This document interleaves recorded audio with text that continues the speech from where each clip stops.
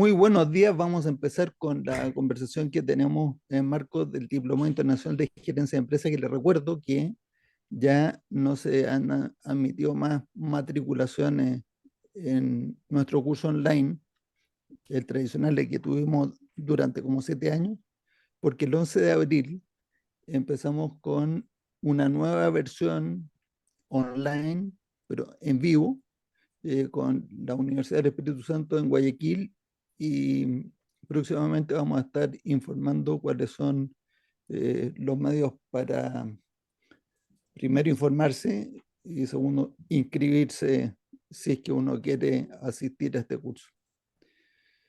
Y estamos pues con Claudio y Jorge. Nosotros aquí en Chile estamos en época de verano, así que esta es una conversación más liviana, tal vez un poco más corta, porque pues es como época de vacaciones, Jorge. No sé si en Colombia no, ¿no? Colombia está No, en invierno. Colombia es trópico y hay sol todo el año, pero el año pasado llovió todos los días. Hablando de promedio. Sí, sí, sí. Uno saca el paraguas y tremendo sol. No saca el paraguas y un aguacero que no se aguanta. A mí una vez me tocó en Bogotá que teníamos que hacer o sea, estaba ahí pues, atendiendo una empresa y tenemos que hacer un taller conversando y discutiendo cosas todo el día. Era como un club campestre en Medellín, creo que fue, o no, fue en Bogotá, cerca del norte, creo. Y, y la sala donde estábamos tenía un techo como de zinc, no, no era esa teja típica que tenemos, ¿sí? Ajá. Y me tocó una granizada, que eran como perdigones de 1 centímetro. No se escuchaba nada dentro de la sala. Sí, sí. Impresionante eso. Y le metíamos duro al micrófono y a los parlantes, no, no se escucha. Tocó Bueno, irse a tener la reunión en el baño, más o menos, sí. O afuera.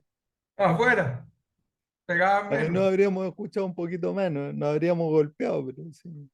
Sí. Porque eran grandes los. Yo nunca había visto un granizo así.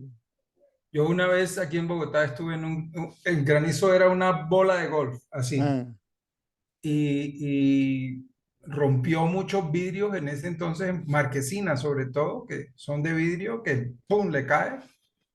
Y muchos, los carros quedaron como unas pelotas de golf, o sea, le pegaba y hacía la sumidura esa, uy, terrible. Felices los de los puta. talleres, cariacontecidos los de los seguros. Ah, sí. Bueno, ¿y hay algún tema empresarial que preocupe esta semana, no? Sí, a mí me gustaría proponer un tema.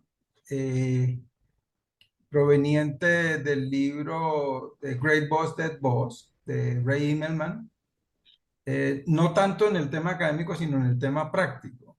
Ya, Eh, déjame proyectar, Matías, eh, un, un tema que es referente a algo que es muy común. Ahí están viéndola. sí, Ok, sí. es sobre el organigrama de las organizaciones o en muchos lados lo conocen como diagrama organizacional, no, no sé cómo. Sí, aquí en Colombia el nombre es organigrama, ¿sí? En Chile también.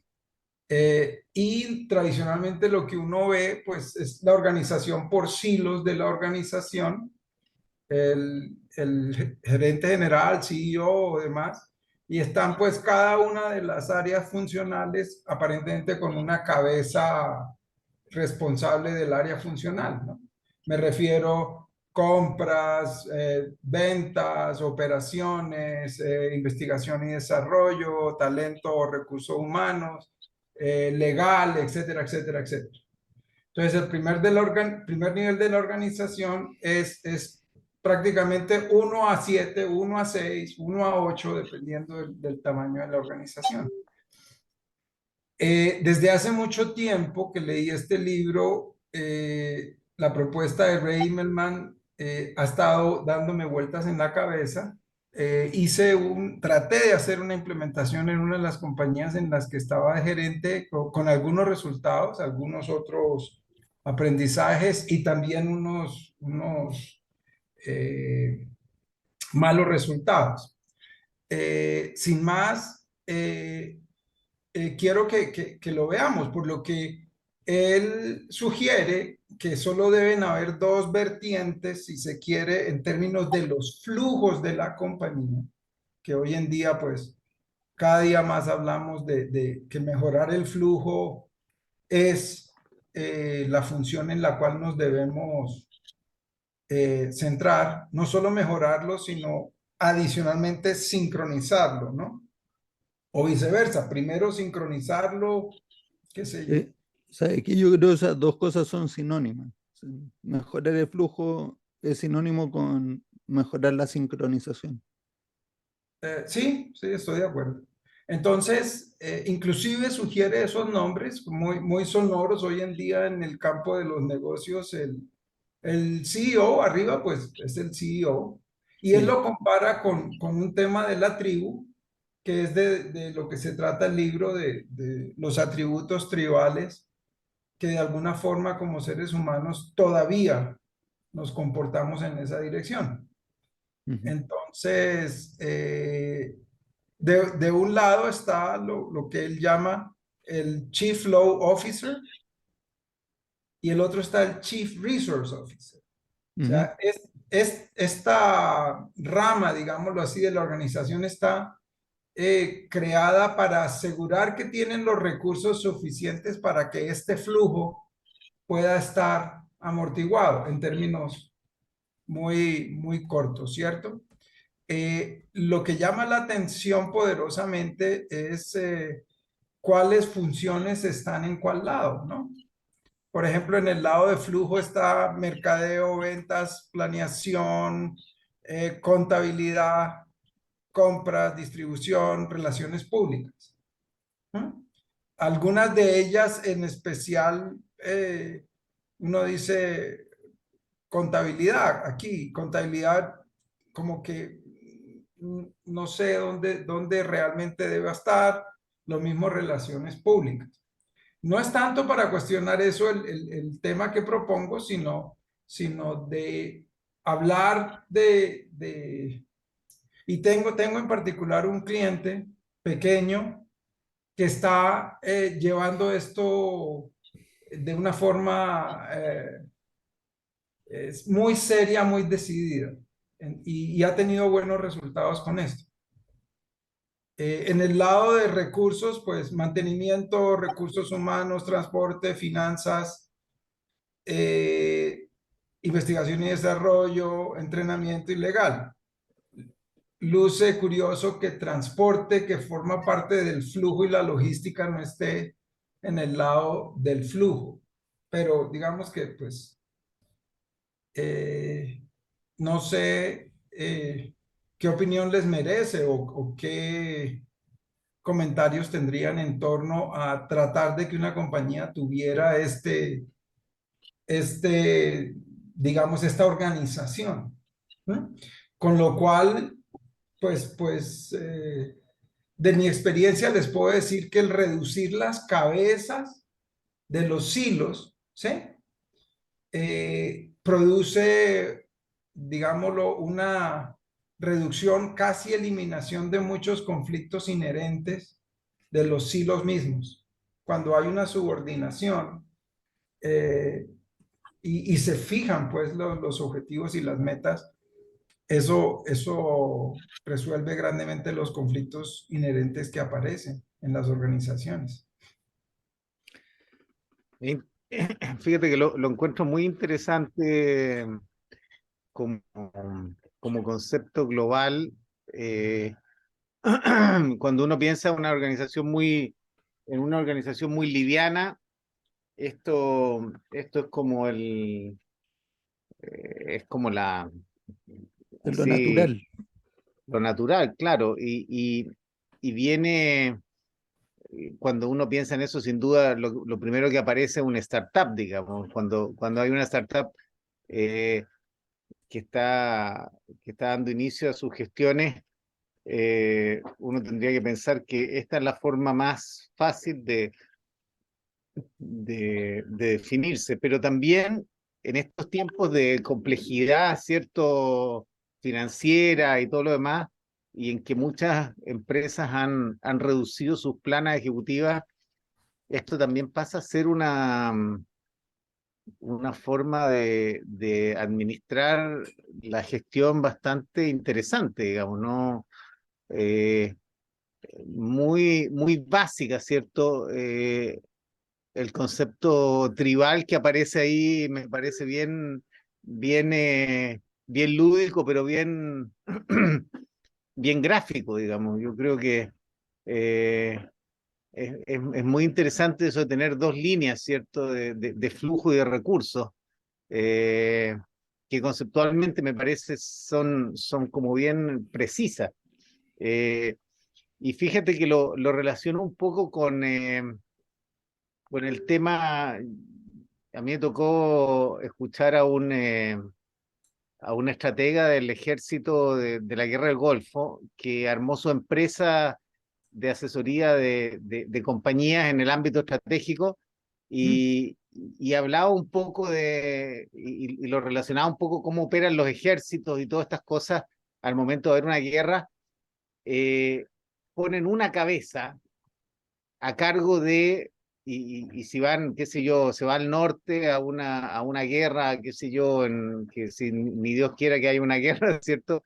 Eh, qué sé yo, ponen a la persona a cargo que sea con mayor conocimiento de esa área y ella comanda todas las fuerzas, o sea, va a llevar a cargo el ejército, la marina, la aviación, pero hay una sola gran cabeza, porque al final del día, eh, fuera del concepto del CEO, digamos, eh, la gracia es que al haber pocas personas es más fácil transmitir la información, es más fácil concentrar criterios, digamos, y yo creo que esto justamente también logra ese objetivo, digamos. Resulta mucho más sencillo distribuir estrategias y manejar una compañía cuando hay menos cabezas arriba, digamos, y las coordinaciones son mucho más sencillas también, digamos. Entonces se reduce costo, pero a su vez también la estrategia fluye mucho más rápido. Y era una de las cosas que decía justamente este estratega, que la estrategia tenía que distribuirse en forma masiva a toda la organización para que todos tuvieran esa foto absolutamente clara y en el momento de iniciar, ¿cierto? Un ataque, que en este caso, ¿cierto? Es cuando voy a mi objetivo, ¿cierto? A mi target, eh, yo tenga una claridad absoluta y todo el mundo tenga la misma claridad hacia dónde vamos. Muchas veces uno dice, no, mi estrategia la tengo que guardar porque no todos deben saberla, solamente las grandes cabezas, pero la verdad es que es clave que la estrategia la conozca todo el mundo y al tener pocas cabezas es mucho más fácil distribuir esa estrategia a toda la organización, me parece. Yo creo que este logra muchos objetivos, este organigrama logra muchos objetivos muy rápido, digamos, fuera de ser mucho más económico, digamos. Bueno, Eh, esto está basado en un libro y que lo tiene ahí a la mano, ¿no? Como para ponerlo en la pantalla y ese. Great Boss, Dead Boss, de Ray Immelman. Yo hace unos años estuve invitado en Pittsburgh en una de nuestras implementaciones de Goldratt, donde Ray también era un consultor invitado y durante toda esa semana eh, pues estuvimos alojando en el mismo hotel y no nos daban mucha bola a nosotros, sino que le daban más bola a los clientes, entonces nosotros en la noche salíamos a comer nosotros. Así que conversamos de todo, nos tomamos unas cuantas Guinness y en una de esas yo le pregunté, pues, le dije, oye, a mí me gustó mucho tu libro, Great Boss That Boss, me gustó. Y me parece además bastante novedosa tu idea de que en vez de ese organigrama, que en el organigrama uno está consagrando los hilos que les van Ujú. a traer los dolores de cabeza. Bueno. Y entonces en vez de eso, tú dices, no, pues gerente de flujo, gerente de recursos. Y que son dos funciones totalmente distintas y a mí, o sea, a lo largo de los años me han venido esto calzando todo como piezas de un rompecabezas y queda todo perfectamente bien claro para mí cómo es esto. Voy a Ujú. hacer aquí un paréntesis antes de contarles lo que me dijo él acerca de mi pregunta. Pues mi pregunta fue, bueno, fantástico, ¿y esto en cuántas empresas lo has implementado tú? ¿No? Bueno, entonces ahí les cuento cuál fue la respuesta. Paréntesis. Y como ya saben, pues yo siempre, eh, no siempre ha sido así, pero ya hace años eh, tengo esta idea de que la lógica fundamental de un sistema es que la sincronización es la clave, es lo que genera el valor. Si mejora la sincronización, aumenta la productividad, entendiéndose como productividad la cantidad de valor que genera el sistema por unidad de gasto o de inversión. Y entonces, una de las preguntas que uno se hace, bueno, ¿qué es lo que obstaculiza la sincronización? Y uno de los obstáculos a la sincronización es que en los sistemas hay distintos ritmos en distintos flujos. Entonces siempre hago un ejemplo que es muy sencillo de entender con esto de los ritmos. Si tú quieres regar un campo, entonces necesitas agua que vaya cayendo, pero como llueve intermitentemente. Entonces cuando está lloviendo ya no necesitas regar, pero cuando no llueve, ¿de dónde saca el agua? Entonces uno tiene que ver de qué manera sincroniza la necesidad de agua para riego Matías, con la provisión. Perdón, ¿me habló alguien? es que se congeló tu imagen y tu audio, o es mi problema. Yo lo Ah, oigo bien. Ya, ajá, entonces era mi problema, ya. qué bueno, porque la semana pasada cambié de proveedor de fibra óptica precisamente por eso. Y entonces ahora estaba viendo que el nuevo proveedor tampoco. Espero que no sea. O sea que es todo el ritmo. Entonces, cuando uno necesita sincronizar dos cosas que no ocurren necesariamente al mismo tiempo, la necesidad de riego y la caída del agua, entonces uno construye un amortiguador entre esos dos flujos.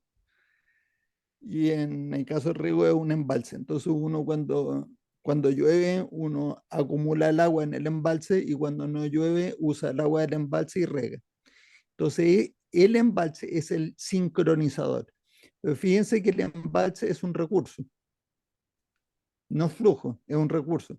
Entonces, en el lado del flujo están todas las operaciones, o sea, las operaciones, lo que yo tengo que hacer, las ventas, la producción, la distribución, incluso la contabilidad, porque es todo, pues vamos dándole flujo.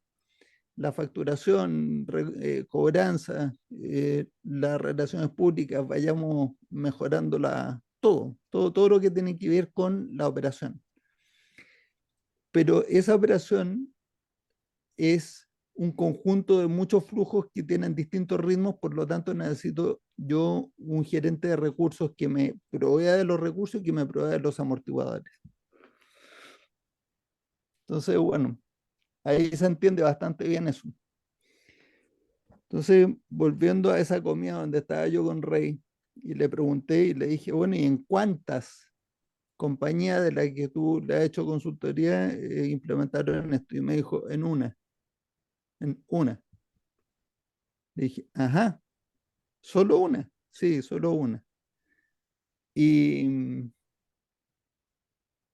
cuál fue el resultado? Y me dijo, no sé.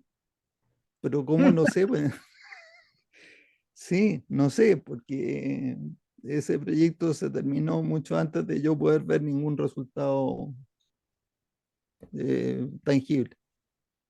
Dije, o sea, en la práctica te está pasando lo que le ha pasado a muchos otros inventores que tienen una excelente idea, fantástica, la plasma en una teoría, tú escribiste un libro y estás esperando que alguien la lleve a la práctica y demuestre los resultados. Me dijo, podría decirse. O sea que yo a partir de ahí dije, "Oiga, pues yo también tengo que contribuir con esto. Entonces te voy a quitar la pantalla, Jorge, y voy a compartir la mía, porque de este tema ya habíamos hablado. Mm. Y yo había mostrado que había escrito un árbol de estrategia y táctica, y esto lo vengo ahora a conectar con eso que dijiste tú, porque dijiste, este organigrama que tiene gerente de flujo, gerente de recursos, viene a resolver un montón de conflictos. Y lo que pasa es Ujú. que el árbol de estrategia y táctica es precisamente una herramienta de comunicación, sincronización y enfoque, donde tú puedes ir viendo que cada una de las cajitas de las entidades tiene una necesidad que representa un conflicto y una estrategia que es la inyección para resolver ese conflicto y la táctica es cómo se pone en práctica esa inyección.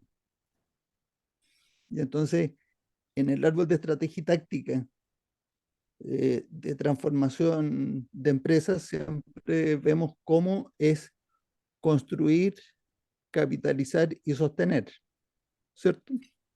Ujú. Pero el árbol de estrategia y táctica tiene otros usos. Y uno de los otros usos que tiene es la descripción de funciones también en una empresa, o sea, un organigrama, si uno quiere. Entonces, pues yo empecé a construirlo con el gerente de flujo y gerente de recursos y a conversarlo con Javier Javier Arevalo. Estuvimos unas 2 o 3 sesiones que lo conversamos. Aquí tienen más cajitas para abajo, ¿no? O sea, y esto tiene ya algo hecho. Todo eso está vacío, ¿no? Pero está escrito, por lo menos las ideas. Y entonces de conversarlo me dice Javier, ya, pero nos falta algo. Acuérdate que Stephen Covey nos dice que el séptimo hábito es afilar la sierra. En nuestros árboles de estrategia y táctica decimos construir, capitalizar, sostener. Y el sostener, o sea, la mejora continua. Entonces nos faltaba, y además la magia del 3. ¿No? Todo es isostático con 3 patitas. Así que el gerente de mejora continua es un gerente que va mejorando el flujo para hacer más eficiente la operación de manera que se necesite menos gasto y menos inversión en amortiguadores. Entonces estos tres trabajan juntos para ir haciendo cada vez más robusta la empresa. Matías, después te hago una observación ahí interesante respecto a este mismo organigrama que tenías ahí, weón. Dale ahora, porque yo creo que ya con Mira, eso que dije, ¿te acuerdas la famosa,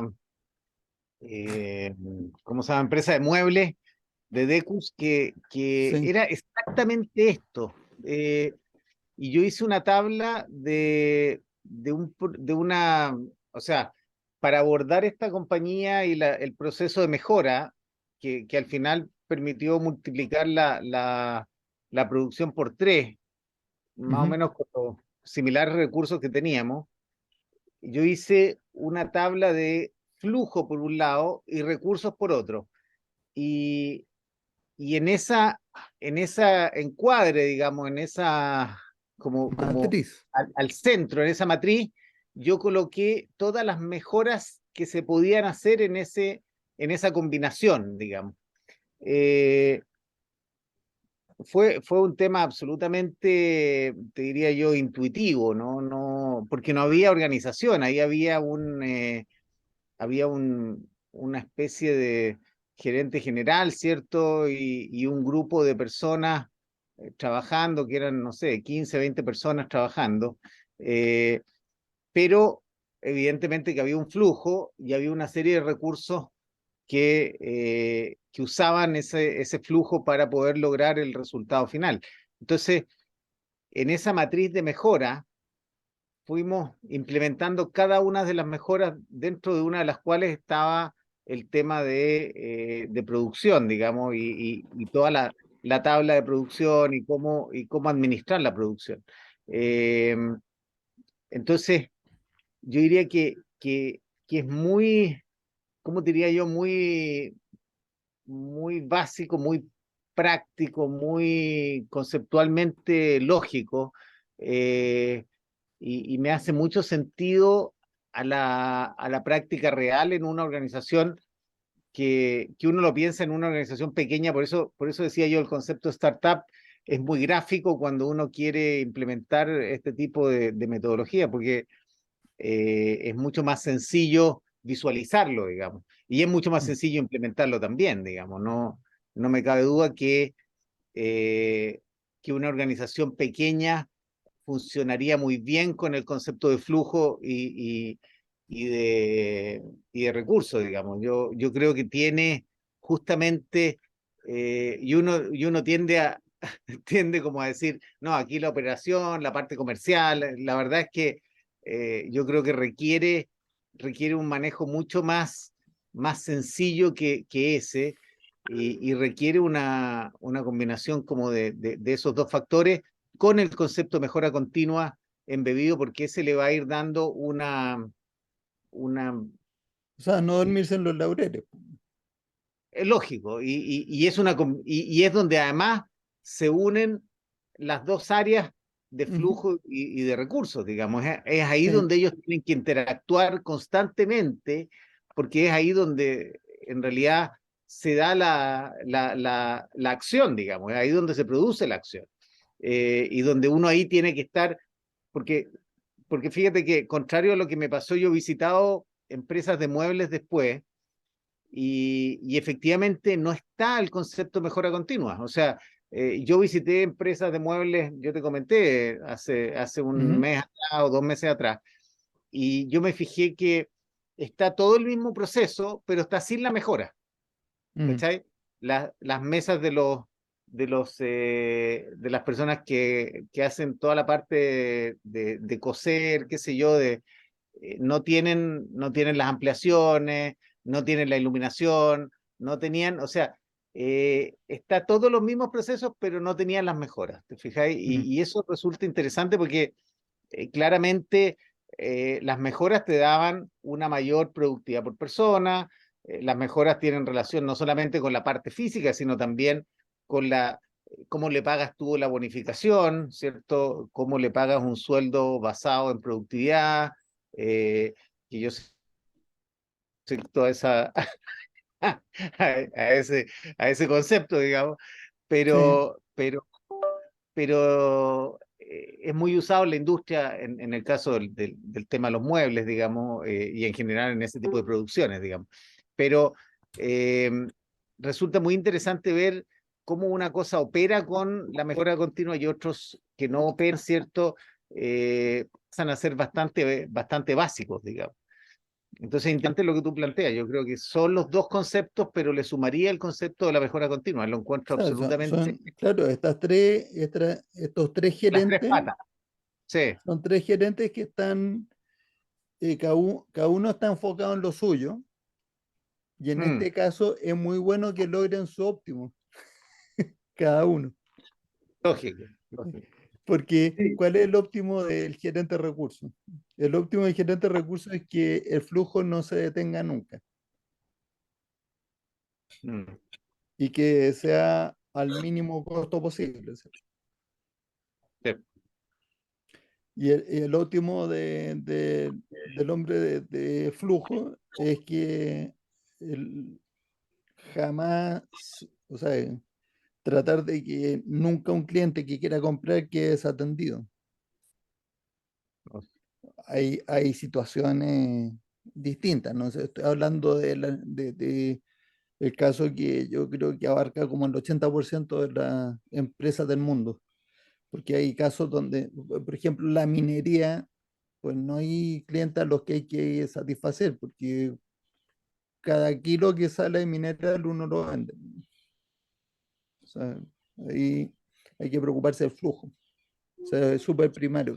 Mientras más primario, más simple es y es más dependiente de la operación logística más que de sincronización de otras cosas como marketing, venta y demás. Pero yo opino que este es un planteamiento que no solamente para empresas pequeñas, también puede ser Es- para grandes, pero que es un cambio brutal de paradigma. Este sí sí, que es un cambio brutal. yo, sí, yo estoy de acuerdo con Matías y era el comentario que iba a hacer, entre otras, propaganda política no pagada. ¿Sí? Gracias por el libro, lo he recomendado a varias otras Muchas personas que gracias. creo que les puede servir. Interesante lo que está ahí. Pero en esta semana que estaba mirando eso, se me viene a la cabeza la primera pregunta que siempre debemos responder, que ¿cuál es el problema con los organigramas ¿Actuales? tradicionales? Eso por un lado. Y por otro lado, estoy absolutamente de acuerdo que, de hecho, en la compañía en la que yo traté de implementarlo, no era una compañía chiquita, era una multinacional, pero no a nivel del corporativo, sino a nivel de la unidad del país, ¿sí? Ya. Y funcionó bastante bien, pero Pero obviamente cambiaron funciones, cambiaron descripciones de cargos, cambiaron. muchas de esas cosas, pero Matías, esto estoy refiriéndome año 2002, cuando todavía muchas de las cosas que hoy mm, conocemos del TOC estaban en su natural en desarrollo, sí. evolución. Sí, Entonces, fue más como un tema intuitivo de leer lo que decía Rey sí. y tratar lo mismo que nos pasaba con el TOC en las implementaciones en ese, ¿qué carajo es un buffer? No, pues es un amortiguador. Ajá, ¿Y eso qué entonces, es? sí, sí, sí, un amortiguador de qué? Sí, sí, esto funciona perfecto, en fin. Pero el fondo del asunto es y otra cosa que mencionas tú en el libro, que les acabo de mostrar, que es absoluta, o sea, no porque todo el mundo lo diga es correcto. Me Mm, refiero a que la forma de hacer el organigrama es por silos, mm, porque como dices, ese paradigma es el paradigma de partamos esta cosa en pedacitos para poderla administrar. sí, Y en general mi lectura es que muchas de las desincronizaciones provienen de partir la organización en esos silos, ¿sí? Y más encima, como dice Matías, queremos que cada uno sea no solo autónomo, de alguna forma, ¿cierto? Sino que además sean óptimos locales. yo creo que ahí es Yo donde se no produce creo, ahí es donde se produce el problema. sí, sí, porque pues cada uno tiene una meta que además de esas metas no están sincronizadas en su esencia misma, ¿sí? Ujú. Porque la meta es una sola arriba. Y de ahí quizás proviene esa sorprendente respuesta que uno obtiene de los gerentes de cuál es la meta de su compañía y le salen con un mundo de cosas distintas. ¿Tú conoces a Fred Kaufman? Ah, A Fred Kaufman, lo conoces, ¿sí? no, Fred Kaufman, con K, es ajá, un argentino que es doctor en economía por el MIT, ¿no? ¿No lo conoces? no, Ah, pues te recomiendo que lo busques. Fred Kaufman dice, bueno, hoy día está dedicado a otra cosa, o sea, tiene una empresa y tienen formación en administración consciente y ha derivado pues, en su búsqueda hacia un estilo gerencial mucho más consciente y él recomienda la meditación y una serie de cosas. Pero en su búsqueda al principio, además descubrió Ayn Rand y se volvió randiano y bueno, en fin, ha recorrido bastante un camino parecido al que yo he recorrido también, pero él es un poquito más obsesivo, parece, y se pegó ahí unas patinadas de 10 años tratando de resolver un problema y él dice que no lo pudo resolver. Y el problema es el siguiente. Tú quieres que la gente haga su mejor trabajo y entonces uno incentiva a cada persona por el trabajo que hace, pero por otro lado te das cuenta de que en realidad el resultado de la empresa es el resultado de conjunto de todas las personas, lo que sistémicamente le decimos es producto de las interacciones y por eso es que la sincronización es la que produce mayor valor, ¿no? Entonces, por otro lado, tienes que premiar a la gente por los resultados globales, no los individuales. Entonces, dice que para explicar esto, siempre se echaba un cuento, dice, no, yo soy argentino y los argentinos gozamos de fútbol, así que les voy a explicar esto con un equipo de fútbol. Un equipo de fútbol es un sistema muy sencillo que uno lo puede ir en dos subsistemas, el subsistema de defensa y el subsistema de ataque. Entonces le vamos a decir a los de defensa que tienen un incentivo, eh, ya un bono establecido que se le va a ir restando cada vez que les metan un gol. Y le vamos a decir al subsistema de ataque que parten en cero, pero por cada gol que metan, tienen un premio. Y entonces, eh, haciendo esto, uno pretendería que el equipo pues fuera el mejor equipo del mundo porque imagínate cómo están incentivados la defensa para que no les metan goles y los atacantes para meter todos los goles que puedan. Pero con este sistema, dice Fred, perder 4-5 es mucho mejor para los atacantes porque ganan bastante buen bono, ¿cierto? Pueden meter un 4 goles. Y ganar 1-0 es pésimo para para los atacantes, pero muy bueno para los defensores. O sea, perder 1-0, poder meter un solo gol. Y entonces, dice, si en un sistema tan sencillo, tan simple como este, con solamente dos subsistemas, los incentivos locales ya me distorsionan todo el comportamiento, porque a los defensores ¿qué les puede importar menos si mete o no goles? Los atacantes y al revés. Entonces, en la empresa dice, hay esta disociación entre premiar el trabajo individual y el resultado global, y que él durante 10 años dice que no le encontró solución, no encontró la solución a ese problema. Y yo en sincronización lo cité y dije, yo creo que Fred Kaufman no le encontró la solución porque al nivel donde él estaba analizando no tiene solución. Lo que pasa es que él perdió de vista que cuando uno no encuentra la solución, esto se lo aprendí yo a Eli Goldratt, cuando tú no encuentras una solución, tienes que levantar la vista, o sea, subir un nivel más a nivel de sistema. Entonces, entender que hay que ir a mirar el metasistema, o sea, el sistema donde están contenidos los sistemas donde tú estás analizando.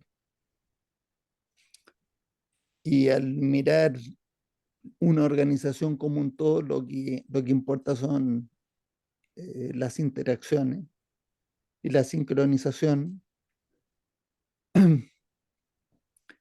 y, y que la gente no se motiva a trabajar mejor para la empresa por dinero. Entonces está también Dan Pink explicando esto. Dice, el dinero, y esta cuestión no es tan moderna tampoco, es bastante antigua. Creo que Argairis y otros teóricos organizacionales lo dijeron hace tiempo. El dinero es un elemento higiénico. Higiénico viene a decir que, o sea, uno espera que tú llegues bañado, afeitado, bien vestido a una reunión. Nadie te va a felicitar por eso. Pero si llegas desaliñado, eh, mal vestido, despeinado, no te has afeitado y no te has bañado, entonces eso sí está muy mal. Y ahí sí te castigan. Entonces, el tema es que el dinero que uno le paga a la gente es de la misma categoría, es higiénico, es lo mínimo. O sea, si tú no pagas lo suficiente, pues la gente se te va. Pero una vez que pagaste lo suficiente, o sea, si no pagas lo suficiente, te motivas. Pero si pagan más, no motivan más. Entonces, ¿dónde viene la motivación? La motivación viene de sentido de propósito, de sentirse que uno está haciendo algo más grande que uno solo, que lo que uno solo puede hacer, sino que está contribuyendo a un resultado mucho mayor. Y el segundo son tres elementos. El segundo es este sentido de autonomía, que uno puede tomar algunas decisiones, y el de maestría, que te va haciendo cada vez más experto en lo que hace y puedes mejorar tu trabajo y el de otro. Y, en fin. Y esas tres cosas motivan muchísimo más que un poquito más de plata. O sea que el Fred Kaufman eh, pues vino a analizar esto durante muchos años, y como no lo pudo resolver y tampoco llegó a las conclusiones que te estoy diciendo yo, eh, pues poco menos que se pasó a ser budista de las organizaciones. Eso le dije esta mañana a un amigo, porque estábamos intercambiando y justo me recordó a Fred Kaufman, él. Me dice, ¿te acuerdas de Fred cuando decía estas cosas? Pero Sí, bueno, es un temazo y que uno diga en el mismo organigrama está consagrado, consagrada la estructura de silos de la organización. Y entonces el primer paso es por lo menos a los gerentes generales, convencerlos de alguna manera de que empiecen a revisar si sus KPI no serán el primer obstáculo para la mejora en la organización. Y, y en muy particular los KPIs que están basados en la contabilidad de costos. Y entonces con eso sí, partimos. Bueno. Ahora, de ahí a decirle a alguien, usted debería cambiar su organigrama, uf, eso está ya mucho más difícil, porque además yo creo que eso requiere, como dijo Claudio, que cuando uno parte de cero y no ha contratado a nadie, es mucho más fácil, porque pues no hay que ir a votar a nadie. Pero si ya está en la mitad, de pronto tu conclusión es que te están sobrando dos o tres gerentes, ¿no? Y es posible. Y sí, entonces ahí uno se empieza a convertir en un consultor como esos tradicionales, o sea, reducción de sí. costos. Digamos que el punto de partida del organigrama para mí no es bajar el costo en ningún No, sentido. Inclusive los mismos gerentes que hoy tienen, digamos, asumamos que tiene todos los silos, pueden ser los que queden en alguna de las dos vértebras o ramas que quedaron ahí. La pregunta es si ellos como personas van a tolerar ser la quinta vértebra y no la segunda de una organización. Eso, el ego juega un ya, pero papel muy grande ese ahí. ese es un camino, es un camino. El otro camino es, ya que tenemos todo este equipo, ¿por qué no pensamos qué otra cosa podemos hacer? Hagamos, como dicen, un spin-off, otra Sí. empresa. Y mi otro comentario está alrededor de la difícil o dificultad que se tiene de en dónde pongo el mejora continua, porque eso es una condición necesaria del sistema. La pongo como sugiere Matías en la tercera pata Es un gerente o, aparte.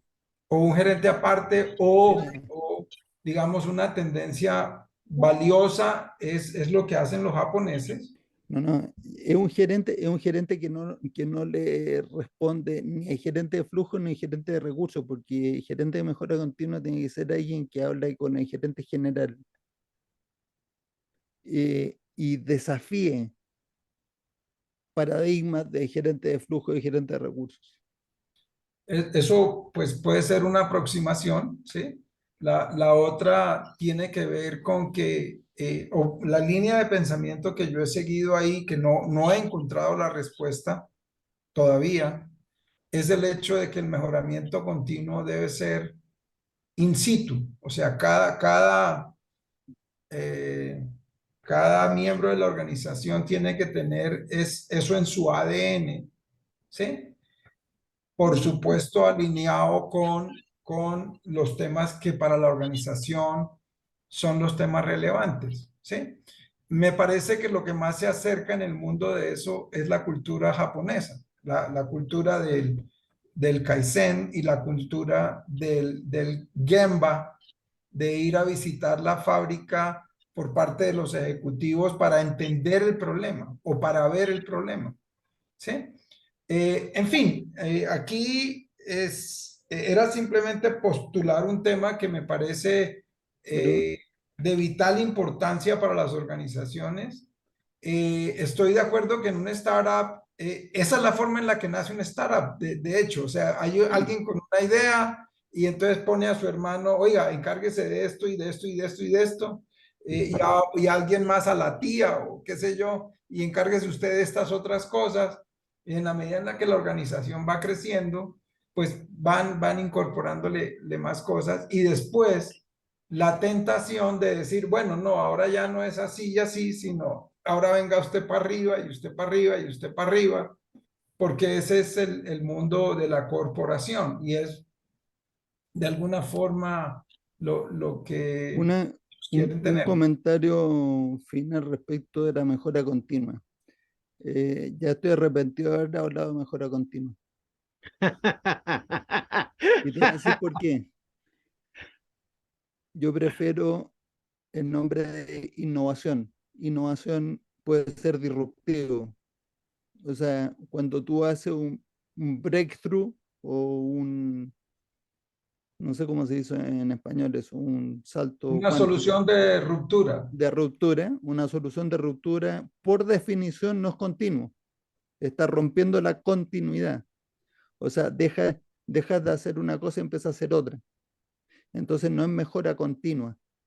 De hecho, la mejora que van a producir mayor rentabilidad en el corto plazo cuando nosotros en Gorrat intervenimos con las empresas no son de mejora continua, son de disrupción, de ruptura. Entonces, el gerente tiene que ser un gerente de innovación, pongámosle un nombre más digerible, que puede ser que dentro de su función o su proyecto haya mejora continua, perfecto, SMED y toda esta historia, pero también estar retando paradigmas y formas de trabajar y copiar cosas que han funcionado en otras industrias, en otros medios y copiarlo a su propia industria, que en su industria son de ruptura. Y así, bueno, un montón de ideas, pero es disrupciones, no mejora continua. O sea, Kaizen se, se ve como una cosa muy de mantengamos lo que tenemos, pero no pensemos en algo completamente nuevo que lo reemplace. Sí, se me viene a la mente algo que le escuché a Eli Schragenheim, y es el hecho de que siempre hay alguien que tiene que estar encargado del hoy, o sea, que la sincronía, el buen manejo, la reputación esté ahí. Pero hay otra parte de la organización o alguien o un ente que se tiene que encargar del futuro en términos de estoy de acuerdo con lo que sugiere Matías, de innovación en el sentido de, ok, ¿cuál va a ser nuestro próximo eh, eh, fresa o low hanging Oferta fruit? o... ¿Sí? Para continuar que esta compañía nunca pare de crecer, porque si para de crecer, todo el sistema se va a terminar colapsando, ¿sí? Y eso no es mercadeo, él hace la Ese claridad. tema, ese otro tema, Jorge, pero ese será para otro jueves, porque, porque ya se nos fue un poco el rato, pero es que Sí, estuvo entretenido, pero es que siempre está entretenido, pero y me tiraste la lengua a un tema que, como viste, llevo años pensando en él, pero en el tema de crecer, crecer, crecer, crecer, em,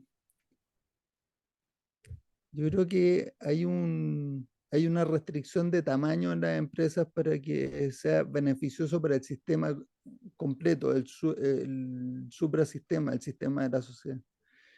Porque mira lo que ha pasado con empresas que son muy grandes, empresas con 20.000 empleados, 50.000 empleados, 100.000 empleados, y cantidad de vicepresidentes y todo.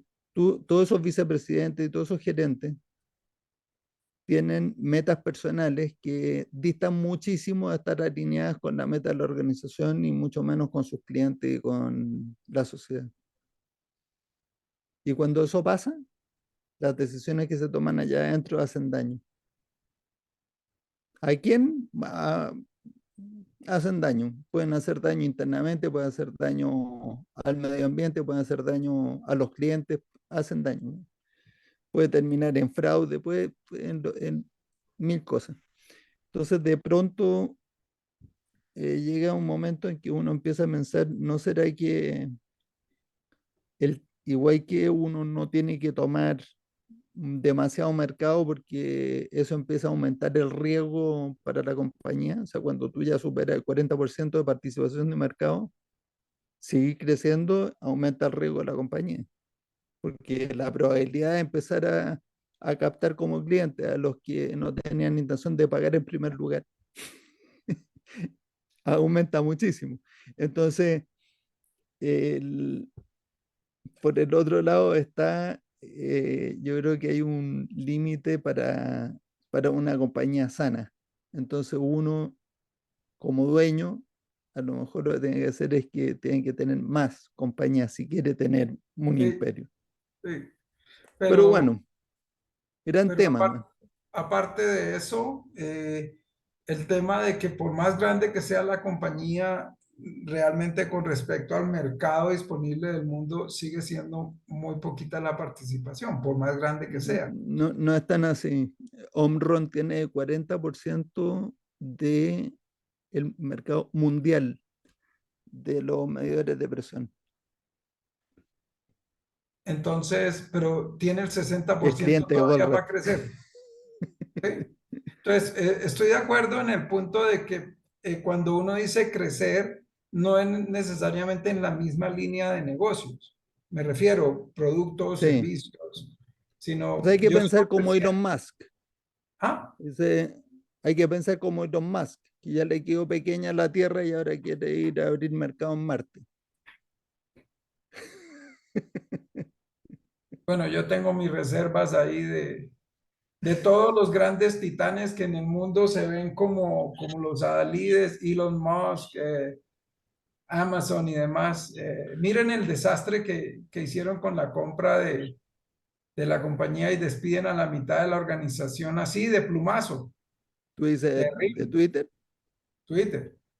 pero eso no fue ningún desastre. Yo creo que muchos de los que fueron despedidos lo merecían.